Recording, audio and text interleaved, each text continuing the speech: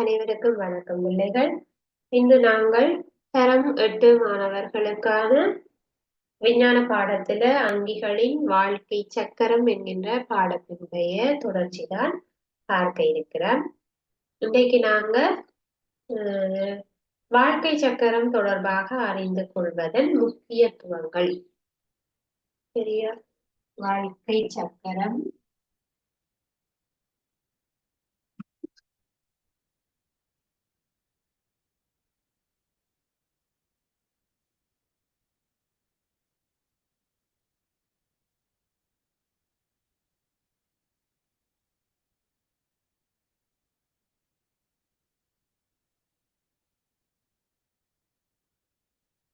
தொடர்பாக அறிந்து கொள்வதன்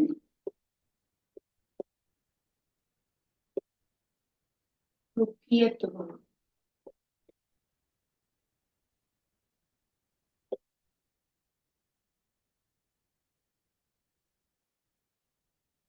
வாழ்க்கை சக்கரம்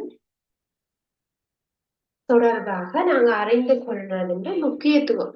அதாவது நாங்க எதுக்காக இதை படிக்கிறோம்? இப்ப நாங்க இந்த அங்கிகளினுடைய வாழ்க்கை சக்கரம்ன்றத எதுக்காக படிக்கிறோம், அல்லது இதை படிக்கிறதுன்ற முக்கியத்துவம் என்ன, ஏன் படிக்க வேண்டும்ன்றதுதான். சரியா? ரைட். அப்ப அங்கிகளின் வாழ்க்கை சக்கரத்தை நாங்க எதுக்காக படிக்க வேண்டும்னா, முதலாவது விடயம் பீடை கட்டுப்பாடு தொடர்பாக அறிந்து கொள்வது. முதலாவது நாங்க இதை படிக்கிறது பீடை கட்டுப்பாடு என்ற ஒரு விடயம் தனித்தனியாக நாங்கள் பார்க்க வேண்டும்.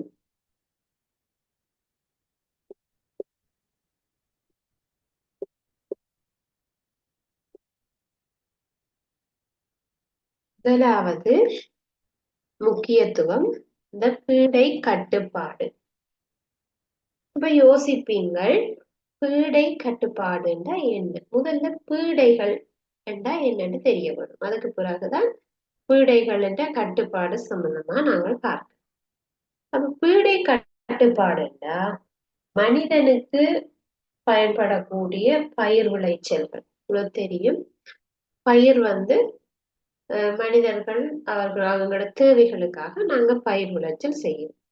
அந்த பயிர் விளைச்சல்களுக்கு பாதிப்பை ஏற்படுத்தக்கூடிய அங்கிகள், பயிர் விளைச்சல்களுக்கு மனிதனால செய்யப்படுகின்ற பயிர் விளைச்சல்களுக்கு பாதிப்பை ஏற்படுத்தக்கூடிய அங்கிகளை நாங்க பீடைகள் என்று சொல்லுவோம். இப்ப உங்களுக்கு விளங்கி இருக்கும், இந்த பீடைகள், பீடை நாசினிகள் என்று கேள்விப்பட்டிருப்பீங்க. அப்படின்னா என்ன? இந்த பயிர்களை நாசம் செய்யக்கூடிய பீடைகளை அழிக்கிறதுக்காகத்தான் பீடை நாசினிகள் பயன்படுத்தப்படுகிறது. ஆகவே பீடை என்றா என்ன? அப்ப மனிதன் பயிர் செய்க நடவடிக்கைகள்ல பயிர்களுக்கு அழிவை ஏற்படுத்துவதை நாங்க பீடைகள் என்று சொல்லலாம். சரியா? அப்ப பீடைகள் என்றா என்னென்று விளங்கி. அப்ப பீடை கட்டுப்பாடு, பீடை கட்டுப்பாடு அதாவது இந்த மனிதனுக்கும் பயிர்களுக்கும் தீங்கு விளைவிக்கின்ற பீடைகளை எப்படி கட்டுப்படுத்துவது, எப்படி கட்டுப்படுத்துறது எங்களுக்கு தெரிய வேணுமாக இருந்தால் கட்டாயம் எங்களுக்கு அதன் வாழ்க்கை சக்கரம் தெரிய வேண்டும். வாழ்க்கை சக்கரம் தொடர்பாக தெரிந்து கொள்ள வேண்டும்.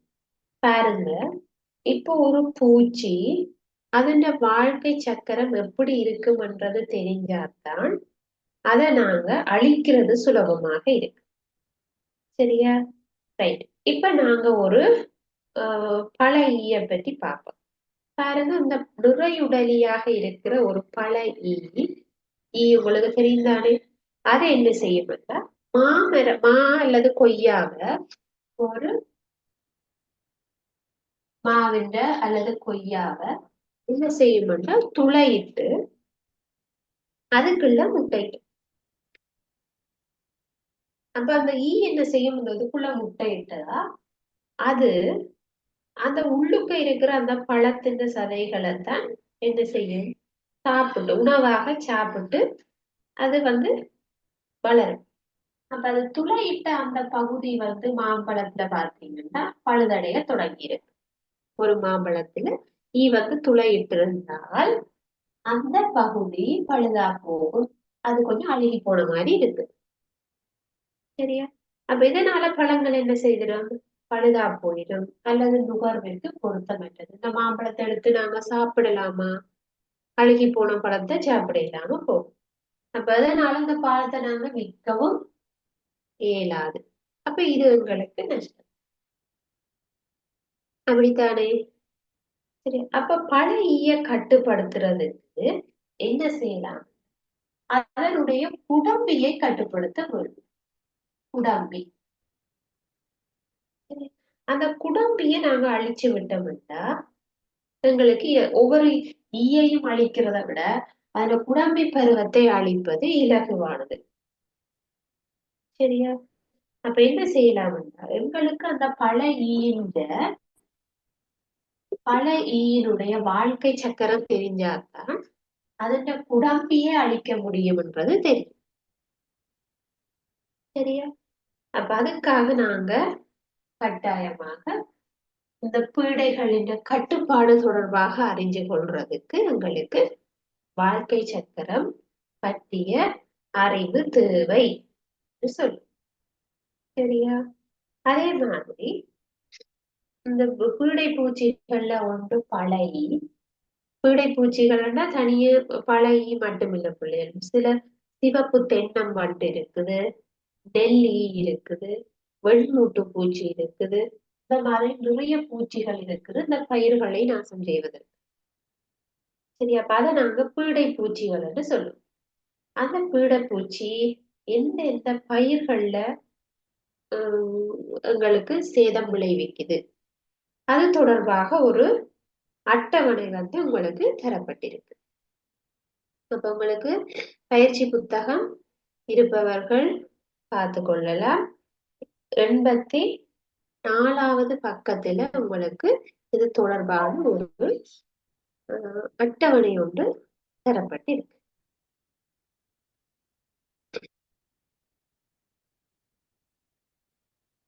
பாருங்க.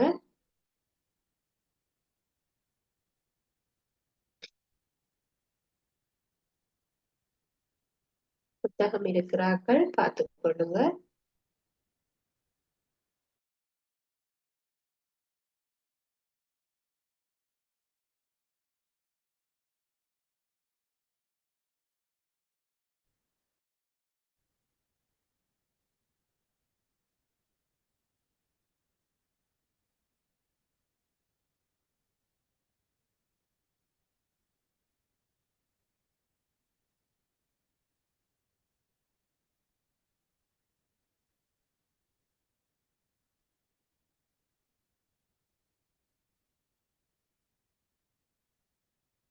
பாருங்க, இதுல இருக்கக்கூடிய இந்த பழைய அதனுடைய வாழ்க்கை சக்கரம் உங்களுக்கு தந்திருக்குது. அந்த பழைய என்ன செய்யும்னா இந்த மாதிரி பழங்களுக்குள்ள மூட்டையிட்டு குடம்பிகளை உருவாக்கும். அந்த குடம்பிகள் பழத்துக்குள்ள இருக்கிற சதையை சாப்பிட்டுத்தான் வளர்ச்சி அடையும். இப்ப எங்களுக்கு இதுக்கு இருக்கிற குடம்பிகளை அழிப்பது இலகுவானது என்றதுனால வாழ்க்கை சக்கரம் தொடர்பாக நாங்க அறிந்து கொண்டா அதனுடைய குடம்பிகளை நாங்க அழிக்க இலகுவாக இருக்கும். பாருங்க, பீடை பூச்சிகள் எங்களுக்கு சேதத்தை விளைவிக்கக்கூடிய பீடை பூச்சிகளுக்கு உதாரணம் பழைய சொல்லலாம். அதே மாதிரி சிவப்பு தென்னம்பண்டு, நெல்லி, வெண்முட்டை பூச்சி. சரியா? அப்ப இவை நாங்கள் பீடை பூச்சிகள் என்று சொல்லுவோம். அந்த பீடை பூச்சிகள் எந்தெந்த பயிர்களுக்கு சேதத்தை விளைவிக்கும் என்று சொல்லி பார்ப்போம். பழைய என்ன செய்யும், மா, வாழை போன்ற பழங்கள்ல தான் அதிகமாக தாக்கமடையும். சரி, அதே போல அதிக அளவுல அந்த பழங்களைத்தான் அது பழை பழங்கள்ல தான் அதிக பாதிப்பை ஏற்படுத்தும். மரங்களுக்கு பாதிப்பை ஏற்படுத்தாது, பழங்களுக்கு பாதிப்பை ஏற்படுத்தும். மரம் நல்லபடியாக நிற்க, ஆனா அதுல வர பழங்கள் தான் அழுகி போனதாக இருக்கு. அது எங்களுக்கு சேதத்தை விளைவிக்கும். அப்ப அது இந்த பாதிப்பு ஏற்படுத்துற பருவம் எதுன்னு கேட்டீங்கன்னா குடம்பி. குடம்பி தான் அங்க இருக்க போது அந்த பழத்துக்குள்ள இருக்கு. நிறவுடலி பழகி என்ன செய்யும்? அது வெளியில பறந்து போயிடும். ஆனா குடம்பி எதுக்குள்ள இருக்கு? அது மாம்பழத்துக்குள்ளேயோ அல்லது கொய்யா பழத்துக்குள்ளேயோ குடம்பி இருக்கு. பழகி வெளியில போயிடும். அப்ப எங்களுக்கு பாதிப்பை ஏற்படுத்துகின்ற வாழ்க்கை பருவம் எதுன்னா குடம்பி. இது தெரியாம சாப்பிட்டா குடம்பியோட சேர்த்துத்தான் சாப்பிடணும். பழங்களை நன்றாக பார்த்து கழுவி தோலை நீக்கி வெட்டி பார்த்து சாப்பிட போறோம். மாம்பழம் எல்லாம் அப்படித்தான் கிழகிட கண்டு எடுத்து அப்படியே சாப்பிடக்கூடாது. அதுல சில வேளை பழகி முட்டையிட்டு துளையிட்டு முட்டையிட்டு இருக்கு. சரியா? அதே மாதிரி சிவப்பு தென்னம்பண்டு. இந்த தென்னம்பண்டு ஏற்படுத்தக்கூடிய பயிர் தென்னை. அதுலயே இருக்குது தென்னம்பண்டு. அது எங்க பாதிப்பை ஏற்படுத்தும்னா தண்டு. சில சமயம் பாருங்க பெரிய தென்னை மரங்கள்ல எல்லாம் துளையிட்டு அந்த தென்னை துளையிட்ட மாதிரி இருக்கு. அது தென்னம்பண்டுன்ற வேலை. சரி, அது அந்த தண்டை தான் பாதிப்படைய செய்யும். அதுல பாதிப்பை ஏற்படுத்துற பருவம் குடம்பியும் உள்ளுக்கதான் இருக்கு, நிற உடலியும் அதுக்குள்ளதான் இருக்கு. அந்த துளைக்குள்ள போய் நிற்கும். சரியா? அப்ப அது எங்களுக்கு பாதிப்பை ஏற்படுத்துற பருவமாக இருக்குது என்று நாங்க கண்டுபிடிக்கிறோம். எந்த பருவம் உங்களுக்கு பாதிப்பை உண்டு பண்ணும். அது மாதிரி நெல்லி. நெல்லி என்ன செய்யுது? என்ன தாவரத்துல பாதிப்பை ஏற்படுத்தும்? நெல் தாவரம். அதுலயே இருக்கு. அதிகமாக எங்க பாதிப்பை ஏற்படுத்துதுன்னா வித்துக்கள் என்ற பாட்பருவம். இந்த வித்துக்கள் அதாவது நெல் உருவாகக்கூடிய அந்த பாட்பருவம்னு சொல்லுவோம். இப்ப வித்து அந்த நெல் உருவாகக்கூடிய அந்த பருவத்துல இந்த நெல் ஈ அதுல சாப்பிட்டுட்டு போச்சுன்னா அதெல்லாம் சப்பினெல்லாம் போயிடும். அப்ப எங்களுக்கு நெல் விளைச்சல் பாதிப்பை ஏற்படுத்தும். அப்ப பாதிப்பை எங்க உருவாக்குதுன்னா அந்த பாதிப்பை ஏற்படுத்தக்கூடிய பருவமாக நிறையுடலி பருவம் அல்லது அணங்கு பருவம் என்று சொல்லுவோம். இப்ப எங்களுக்கு எப்படி தெரியுது இந்த நிறையுடலியா அணங்கா இதுல தீமை செய்யுதுன்னா அந்த வாழ்க்கை சக்கரம் பற்றி எங்களுக்கு தெரிஞ்சாதான் குடம்பி நிறையுடலி அணங்கு என்ற அந்த பருவங்கள் தெரியும். ஆகவே எங்களுக்கு பீடைகளின் கட்டுப்பாடு தொடர்பாக அறிந்து கொள்வதற்கு வாழ்க்கை சக்கரம் அறிவது அவசியமானதாக இருக்கு. அதே போலதான் இந்த வெண்மூட்டு பூச்சி. பாத்தீங்கன்னா இந்த ஜம்பு இந்த கொய்யாவில எல்லாம் பாத்தீங்கன்னா வெள்ளை வெள்ளையாக இருக்கும். சில பப்பாசி அதுல எல்லாம் உங்களுக்கு வெண்மூட்டு பூச்சிய பார்க்கலாம். அதுல இலைகள்லையும் காய்கள்லையும் அல்லது பழங்கள்லையும் நீங்க இந்த வெண்மூட்டு பூச்சிய பார்க்கலாம். சரி, அதுல எது பாதிப்பை ஏற்படுத்துதுன்னா நிறவுடலி பருவம் அல்லது அணங்கு பருவம். அப்ப இந்த பூச்சிகள் பழங்கள்ல இருக்கும். அப்ப நீங்க நேரடியா புடுங்கின உடனே வாயில வைக்க கூடாது. அதை புடுங்கி அல்லது உப்பு தண்ணியில போட்டு வடிவா கழுவி எடுத்து தான் நீங்க சாப்பிட வரும். சரியா? அப்ப இந்த பீடைகளின் கட்டுப்பாட்டுக்காக நாங்க வாழ்க்கை சக்கரம் தொடர்பாக என்ன செய்திருக்க வேணும்? அது தொடர்பான அறிவு எங்களுக்கு கட்டாயமாக இருக்க வேணும். சரியா? அதாவது பாருங்க, பீடை பூச்சிகளின குடம்பிகளை அழிக்கிறதுக்கு பயன்படுத்தக்கூடிய உபாயங்கள் என்ன செய்யலாம் அழிக்கிறது, அல்லது நிற உடலி அல்லது பீடைகளின வேறு பருவங்களை அழிக்கிறதுக்கு எது பொருத்தமான முறை என்றதை நாங்க டிசைட் பண்றதுக்கு எங்களுக்கு இந்த வாழ்க்கை சக்கரம் பற்றி தெரிஞ்சிருக்க வேணும். அதுக்காகத்தான் நாங்க இதை படிக்கிறோம். சரியா? பாருங்க, பூச்சி பீடைகளை போலதான் தாவர பீடைகள். பூச்சி பீடைனா நிறைய பூச்சிகளை மட்டும் சொல்றோம். அத மாதிரி தாவர பீடைகள் இருக்கு. பாருங்க, கோழிச்சூடல், நெச்சப்பி, சந்தனக்கோரை இதெல்லாம் நெற்பயிர் செய்கின்ற விளைச்சலை குறைக்கக்கூடிய தாவர பீடை. நெல் விளைச்சலை குறைக்கக்கூடியது கோழிச்சூடன், நெற்சப்பி, சந்தன கோரை. இது என்ன செய்யும்னா பயிரிட விளைச்சலை குறைச்சிடும். அப்ப எங்களுக்கு பயிரிட விளைச்சல் பாதிப்பை ஏற்படுத்தா என்ன செய்யும்? விளைச்சல் குறைஞ்சிடும். சரியா? அப்ப அதனால அதை தடுக்கிறதுக்காகத்தான் பீடை கட்டுப்பாட்டு முறைகள் பயன்படுத்தப்படுகிறது. பீடை கட்டுப்பாட்டு முறை என்றா அந்த பயிர்களை நாசம் செய்யும் பூச்சி பீடைகளை அழிப்பதுதான் பீடை கட்டுப்பாடு. சரியா? அப்ப இதன் மூலம் எங்களோட பயிர்கள் சேதமடைகிறத நாங்க தவிர்த்துக்கொள்ளணும். அப்ப பண்டைய காலங்கள்ல இந்த மாதிரி பிரச்சனை வந்தா என்ன செய்திருக்கிறார்கள்? இப்ப நாங்கள் கிருமி நாசினிகள் தெளிப்போம், களை நாசினிகள் இருக்குது, பூச்சி நாசினிகளை அடிச்சு விட்டா ஓரளவுக்கு வராது, கட்டுப்படுத்தப்படும். அப்ப பண்டைய காலத்துல பழைய காலத்துல இந்த இரசாயன கெமிக்கல்கள் இல்லாத காலத்துல என்ன செய்திருப்பாங்க? அப்ப அவர்கள் அந்த பூச்சி பீடையை கட்டுப்படுத்துறதுக்கு வேறு சூழல் கட்டுப்பாட்டு முறைகளை பயன்படுத்தி இருக்கிறார்கள். உதாரணமாக அவர்கள் இந்த வேப்பமிலையினுடைய சாறு அதை பயன்படுத்தி இருப்பார்கள். அதே போல வேறு இயற்கையான பீடை கட்டுப்பாட்டு முறைகளை அவர்கள் கையாண்டிருக்கிறார்கள். சரியா? ரைட். அப்ப இப்ப நாங்க இரசாயன பீடை நாசினிகளைத்தான் அதிகமாக என்ன செய்யறோம்? பிரயோகிக்கிறோம். அப்ப அதனால எங்களுக்கு சில சமயம் சூழல்ல எங்களுக்கு தேவையான அங்கிகளும் சேர்ந்து இறந்துடும். உங்க மண்ணில சில அங்கிகள் இருக்கும் என்று படிச்சிருப்பீங்க தரமகளில. மண்ணில மண்புழுக்கள், நுண்ணங்கிகள், பாக்டீரியாக்கள், பங்கசுக்கள், மண்ணில வாழக்கூடிய சின்ன சின்ன பூச்சி இனங்கள், எறும்புகள், பூரான், மட்டத்துகள், அந்த மாதிரி நிறைய அங்கிகள் எல்லாம் இருக்கு. அப்ப இரசாயன பீடநாசினியை நாங்க யூஸ் பண்ணினா என்ன செய்யும்? அதெல்லாம் சேர்ந்து அழிக்கப்படும். ஆகவே எங்களுக்கு அது மண் அங்கிகளும் சேர்ந்து அழிகிறதுனால அது சூழலுக்கு நேயமானது அல்ல. அதாவது நேயமானண்டா நேசமான, நல்லது அல்ல. இப்ப அங்கிகளை நாங்க கொள்றதுன்றது அவ்வளவு நல்லதல்ல. எங்களுக்கு கலை நாசினி அல்லது இந்த கலைகள் இல்லாம போக வேண்டுமே தவிர உயிரங்கிகளை கொள்ளுவது நோக்கம் அல்ல. இதனால சூழலின் சமநிலை பாதிக்கப்படும். சரி, அப்ப என்ன செய்ய வேணும்னா பீடைகளை உயிரியல் முறையில கட்டுப்படுத்த வேண்டும்.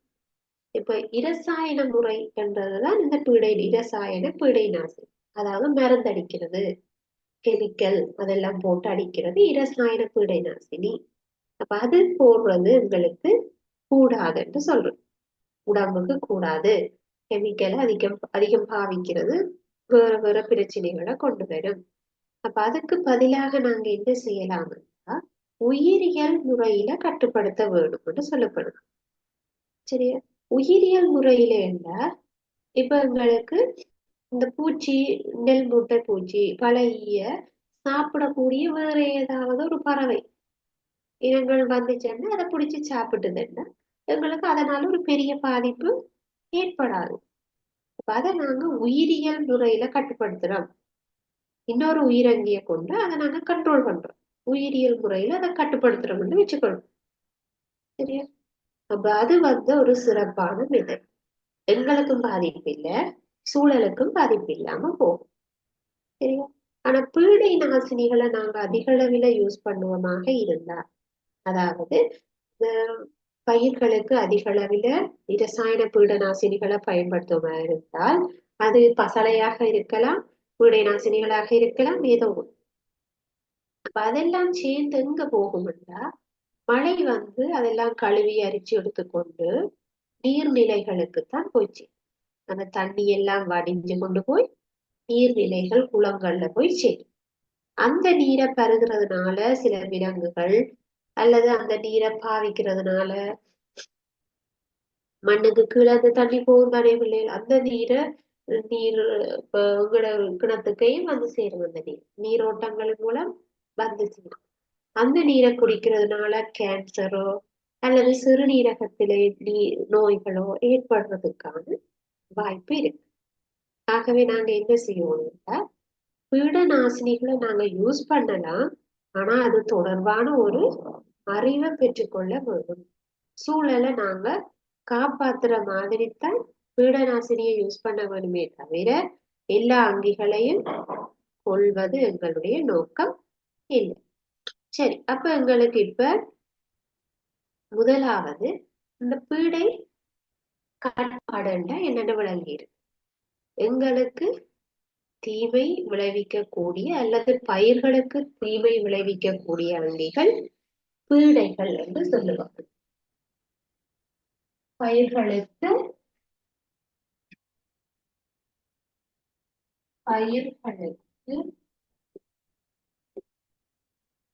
சேதம் விளைவிப்பவை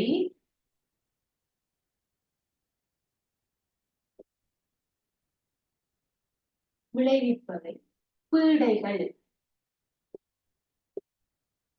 பயிர்களுக்கு சேதம் விளைவிப்பவை பீடைகள். அந்த பீடைகளை கட்டுப்படுத்துவது தான் பீடை கட்டுப்பாடு. இது நாங்க அறிய வேணுமென்றா, பீடை கட்டுப்பாடு எப்படி செய்ய வேணும் என்று தெரிய வேணுமென்றா வாழ்க்கை சக்கரம் தொடர்பாக அறிந்து கொள்ள வேண்டும். சரியா? அப்ப இது எங்களுக்கு வாழ்க்கை சக்கரம் படிக்கிறதுனால தெரியும் எந்த பருவத்தை கட்டுப்படுத்துறதுன்னு கண்டுபிடிக்கலாம். சரியா? அதே போல அடுத்ததாக நாங்க கற்க வேண்டியது, அதாவது அவசியம்தான் பார்த்து கொண்டிருக்கிறோம். முதலாவது பீடை கட்டுப்பாடு தொடர்பாக பார்த்தோம். இரண்டாவது நோய் காவிகளை கட்டுப்படுத்துவது. இது ஒன்று.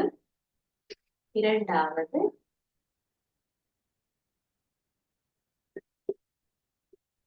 நோய் காவிகளை கட்டுப்படுத்து.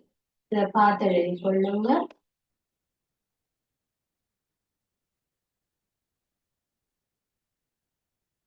வாழ்க்கை சக்கரம் தொடர்பாக அறிந்து கொள்றதுன்ற முக்கியத்துவம். முதலாவது போட்டு பீடை கட்டுப்பாடு.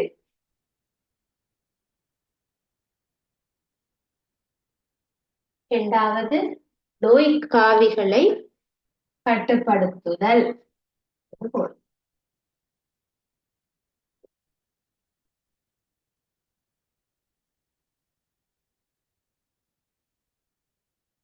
சரி, அப்ப பீடை கட்டுப்பாடுண்டா என்னன்னு சொல்லி ஃபுல்லா பார்த்துட்டேன். இந்த பயிர்களுக்கு சேதம் விளைவிக்கின்ற பீடைகளை கட்டுப்படுத்துது. அப்ப இரண்டாவது விடயம் நோய்க்காவிகளை கட்டுப்படுத்துது. இப்ப நோய்க்காவிகள்டா மனிதனோ அல்லது விலங்குகளோ அல்லது பயிர்களையோ ஏற்படக்கூடிய நோய்களுக்கு காரணமாய் அமையக்கூடிய காரணிகள். இப்ப எங்களுக்கு நோய் வரலாம், விலங்குகளுக்கும் வருத்தம் வரலாம், அதே போல பயிர்களுக்கும் நோய் வரலாம். சரியா? பூச்சி பிடிக்கிறது, பீடை பிடிக்கிறது வேற விஷயம். அதே மாதிரி நோய் ஏற்படுகிறது வேற விஷயம். ரெண்டையும் உண்டா யோசிக்க கூடாது. அது பீடைகளை கட்டுப்படுத்துவது, இது நோய்க்காவிகளை கட்டுப்படுத்துவது. சரியா? அப்ப நோய்க்கான காரணி என்னவாக இருக்குமென்றா, ஒன்று வைரசுகளாக இருக்கலாம் அல்லது புரோட்டோசோவாவாக இருக்கலாம். ஏதோ ஒரு நுண்ணங்கி நோய்க்கான காரணம். சரி, அது எப்படி எங்களுக்கு சேருதுன்னா, ஏற்கனவே நோய் ஏற்பட்டிருக்கிற ஒரு அங்கியில இருந்து நோயற்ற இன்னொரு அங்கிக்கு அதை கொண்டு செல்லும். அப்ப அதை யார் கொண்டு செல்லும்னா நோய் காவி. அதை சொல்லுவோம் நோய்க்காவி. இப்ப ஒரு நோய் இல்லாத அங்கிக்கு நோய் இருக்கிற அங்கிக்கு கொண்டு போய் கொடுக்கறதான் நோய்க்காவி என்று சொல்றோம். பாருங்க, நுளம்பு என்பது ஒரு நோய்க்காவி. இப்ப மனிதனுக்கு ஏற்படுத்துகின்ற டெங்கு, மலேரியா, ஜானைக்கால் அந்த மாதிரி நோய்களை கொண்டு கொடுக்கிறது நுளம்பு. சரியா? அப்ப எங்களுக்கு இந்த நுளம்ப கண்ட்ரோல் பண்றதுக்கு அதன் வாழ்க்கை சக்கரம் பற்றி அறிந்து கொள்வது அவசியம். சரியா? அப்ப நுளம்பின்ற குடம்பிகள் எங்க வாழும்? குளத்துல வாழும், சிறிய நீர்நிலைகள்ல வாழும். சரியா? அப்ப நாங்க என்ன செய்யலாம்னா, இந்த நுளம்பின்ற குடம்பிகளை அழிக்கிறது, அந்த நுளம்புன்ற குடம்பிய சாப்பிடக்கூடிய சில மீன் வகைகளை இந்த குளத்துல நாங்க வளர்க்கலாம். அப்ப அந்த மீன் என்ன செய்யணும்னா அந்த நுளம்பின்ற குடம்பிகளை சாப்பிட்டுரும். அப்ப அதை சாப்பிட்டுட்டுதா நுளம்புகள் என்ன செய்திடும், பெருகுவது தடுக்கப்படும் அல்லது அழிக்கப்படும். இதை சொல்றது உயிரியல் கட்டுப்பாடு. நாங்க அதுக்கு மருந்தடிக்கையில அல்லது கலைநாசினியோ கிருமி நாசினியோ பசலை எதுவும் போட இல்லை. அந்த மீனை வச்சு நுளம்ப கண்ட்ரோல் பண்றோம், நுளம்பின குடம்பிகளை சாப்பிட வச்சுட்டோம். இதை சொல்றது உயிரியல் முறையில கட்டுப்படுது. மீன் என்ற ஒரு உயிரால இந்த நோய்க்காவிகள் கட்டுப்படுத்தப்பட்டிருக்குது. சரியா? அப்ப இது ஒரு உயிரியல் முறை. இதே மாதிரி சில சமயம் புகையூட்டுறது, புகை போடுறது, சரியா, அதுவும் ஒரு உயிரியல் கட்டுப்பாடு. இரசாயன முறையை விட நுளம்புகளை கட்டுப்படுத்துறதுக்கு இது ஒரு சிறந்த முறையாக இருக்கு. புகையை போடுறது, இப்ப சில பேர் வீடுகள்ல தெரியும் உங்களுக்கு, புகை போடுவிடும் நுளம்ப கட்டுப்படுத்துறது. சரியா? ரைட். அப்ப எங்களுக்கு நுளம்பின் வாழ்க்கை பருவத்தை தெரிஞ்சாதான் என்ன செய்யலாம், நோய்க்காலிகளை கட்டுப்படுத்தலாம். சரியா? ரைட். அடுத்தது உங்களுக்கு மூன்றாவதாக, அப்ப முதலாவது விஷயம் பார்த்துட்டா என்னது, எங்களுக்கு பீடைகளை கட்டுப்படுத்துறதுக்கு வாழ்க்கை வட்டங்களை அறிஞ்சு கொள்ள வேண்டியதுன்னு முக்கியத்துவம். இரண்டாவது, நோய்க்காவிகளை கட்டுப்படுத்துறதுக்காக நாங்க வாழ்க்கை சக்கரம் பற்றி அறிஞ்சு கொள்ள வேண்டும்.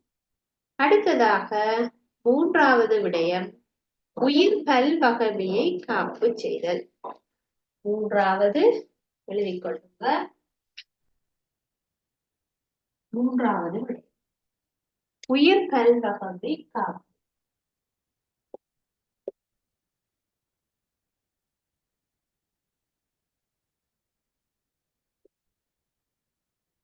உயிர் பல்வகைமை காப்பு தொடர்பாக அறிந்து கொள்வதற்கு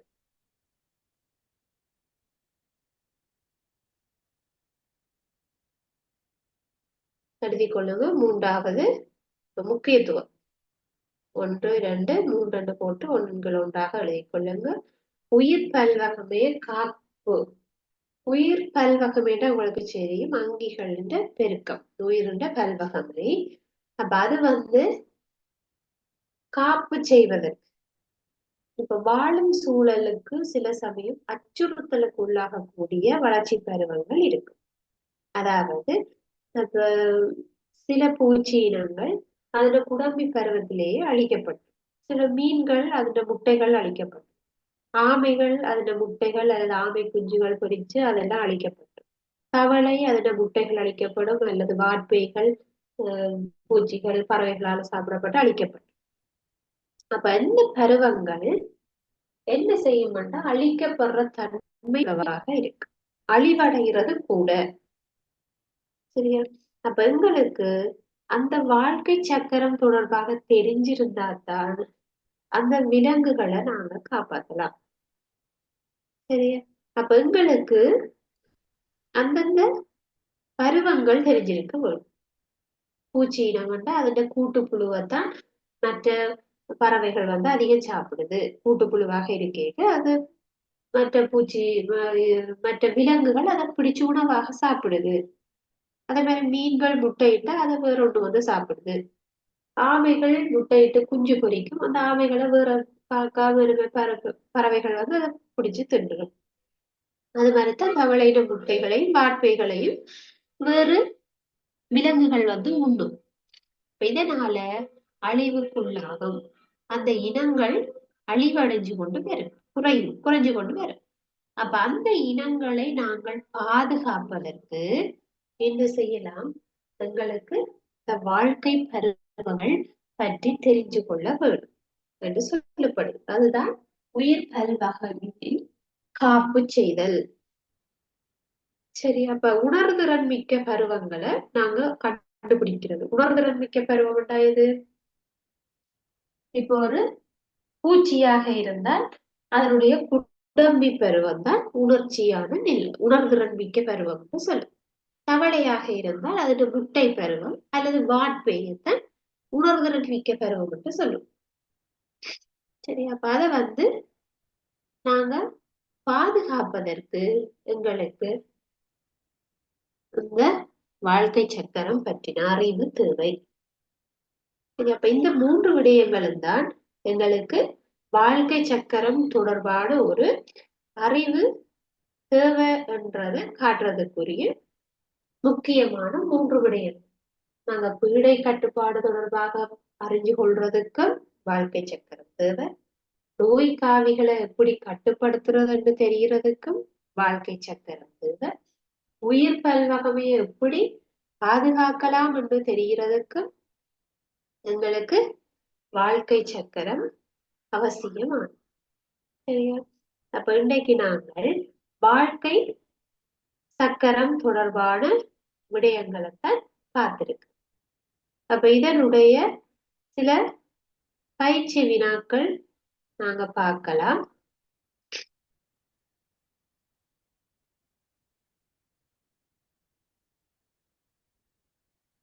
எழுதிக்கொள்ளுங்க.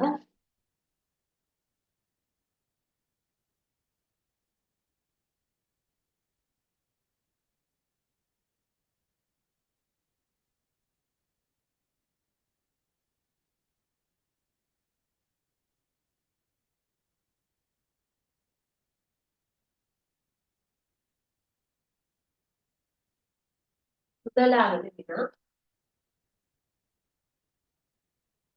பீடைகள் என்றால் என்ன?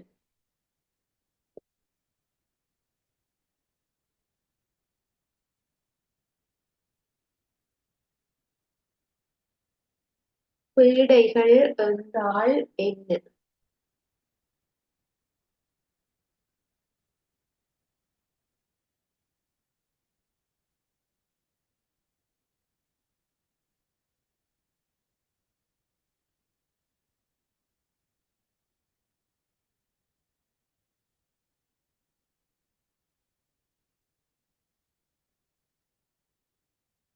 இரண்டாவது,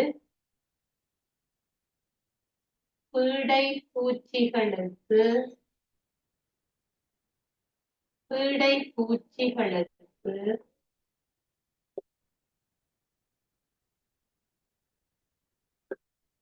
உதாரணம் தருக.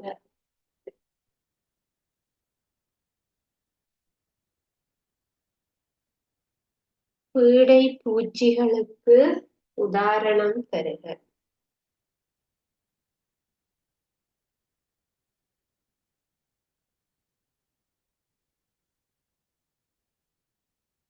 பூச்சி பீடைகளுக்கு உதாரணம் தருக. மூன்றாவது,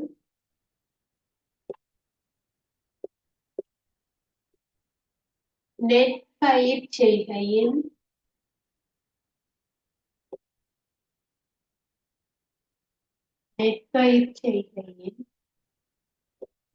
விளைச்சலை குறைக்கும்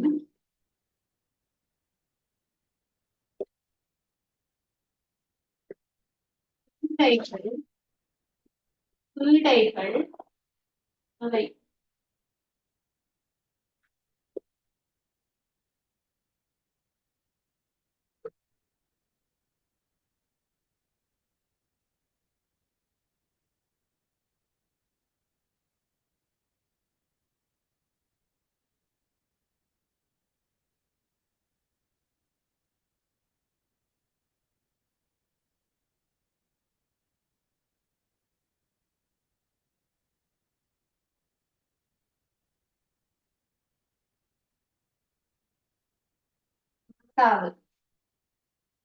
அங்கிகளின்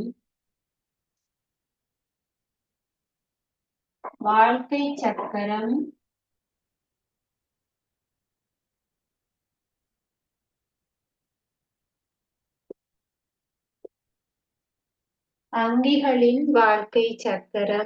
தொடர்பான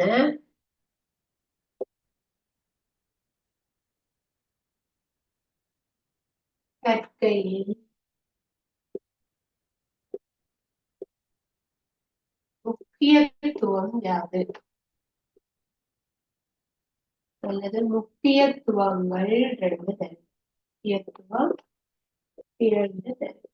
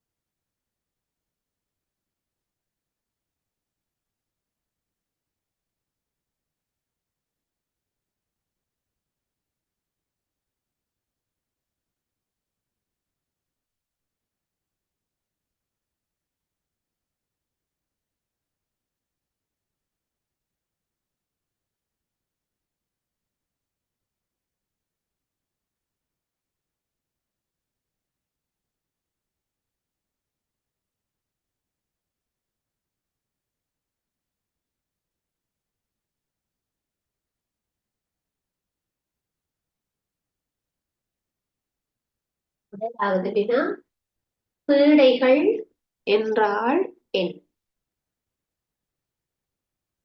பீடைகள் என்றால் என்ன? பயிர்களுக்கும் விளைச்சலுக்கும் பாதிப்பை ஏற்படுத்தும் அங்கிகள். பயிர்களுக்கும் விளைச்சலுக்கும் பாதிப்பை ஏற்படுத்தும் அங்கிகளைத்தான் பீடைகள் என்று சொல்லும். சரி, அப்ப பீடைகள் என்பது பயிர்களுக்கும் விளைச்சலுக்கும் பாதிப்பை ஏற்படுத்தும் அங்கிகள். எழுதிக் கொள்ளுங்க. பயிர்களுக்கும் விளைச்சலுக்கும் பாதிப்பை ஏற்படுத்தும் அங்கிகள்.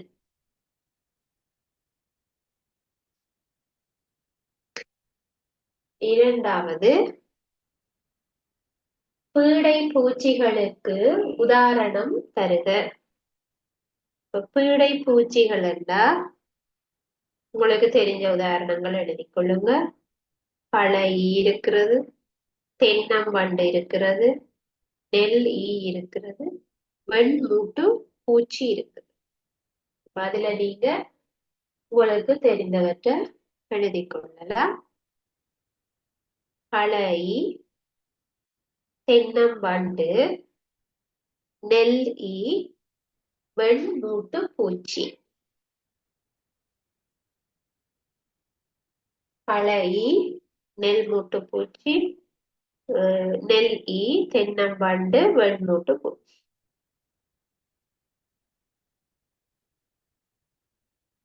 பீடை பூச்சிகளுக்கு உதாரணம்.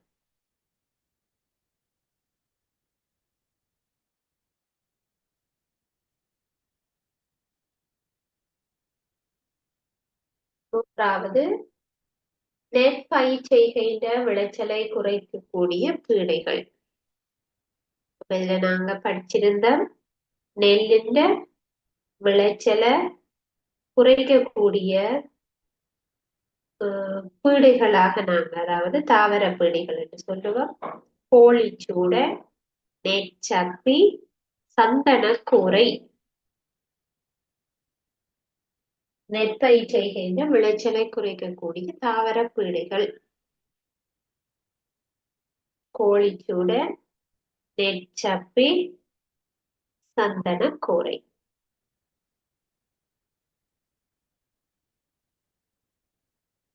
கோழிச்சூடன், நெற்சப்பி, சந்தனக்கூரை போன்றவை நெற்பயிர் செய்கின்ற விளைச்சலை குறைக்கும்.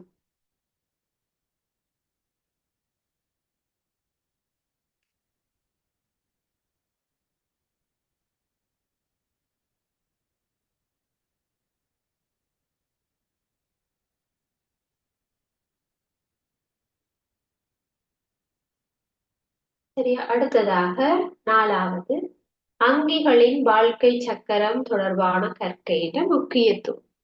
இது தொடர்பாகத்தான் இன்றைக்கு வகுப்பு நாங்க படிச்சிருக்கோம். அதாவது வாழ்க்கை சக்கரம் தொடர்பாக நாங்க படிக்க வேண்டியதுல முக்கியத்துவம். இப்ப நாங்க முக்கியமான 3 விடயங்கள் தொடர்பாக இன்றைக்கு பார்த்தோம். ஒன்று, பீடைகளை எப்படி கட்டுப்படுத்துவது என்பது தெரிய வேணுமாக இருந்தால் வாழ்க்கை சக்கரம் பற்றி படிக்கவும். அதே மாதிரி நோய்க்காவிகளை எப்படி கட்டுப்படுத்துறன்னு தெரிய வேணும்னா வாழ்க்கை சக்கரம் தொடர்பாக படிச்சிருக்க வேண்டும். அதே போல உயிர் பல்வகமையை காப்பு செய்தல் எப்படி காக்கிறது என்றது தொடர்பாக அறிய வேணுமாக இருந்தா அதுக்கும் அங்கிகளின் வாழ்க்கை சக்கரம் தொடர்பாக தெரிய வேண்டும். ஒரு உயிரங்கிய அதன் அழிவில இருந்து எப்படி காக்கிறது அதுக்கு எங்களுக்கு இது தொடர்பான கற்கை தேவை. அப்ப இதுக்கு நீங்கள் ஒன்று பீடை கட்டுப்பாடு என்று போடலாம், அல்லது நோய்க்காவிகளை கட்டுப்படுத்துகின்ற முறையை அறிவதற்கு, அல்லது உயிர் பல் வகைமையை காப்பதற்கு எங்களுக்கு அங்கிகளின் வாழ்க்கை சக்கரம் தொடர்பான கற்கை முக்கியமானது. எழுதுங்க. ஒன்று பீடை கட்டுப்பாடு தொடர்பாக அறிவதற்கு, பீடைகளை எப்படி கட்டுப்படுத்துவது என்பது தொடர்பாக அறிவதற்கு. நோய்க்காவிகளை கட்டுப்படுத்துவதற்கு, நோய்க்காவிகளை கட்டுப்படுத்துவதற்கு, நோய்க்காவிகளை கட்டுப்படுத்துவதற்கு, உயிர் பல்வகமையை காப்பதற்கு, உயிர் பல்வகமையை காப்பதற்கு. ஏதாவது இரண்டு எழுதினால் போதுமானது. இப்ப இன்றைய வகுப்புல நாங்கள் உயிர் இந்த அங்கிகளின் வாழ்க்கை சக்கரம் தொடர்பான கற்கையில முக்கியத்துவங்கள் பற்றி படிச்சிருக்கிறோம். இந்த வகுப்புல உங்களுக்கு ஏதாவது சந்தேகங்கள் இருந்தால் நீங்க கேட்கலாம்.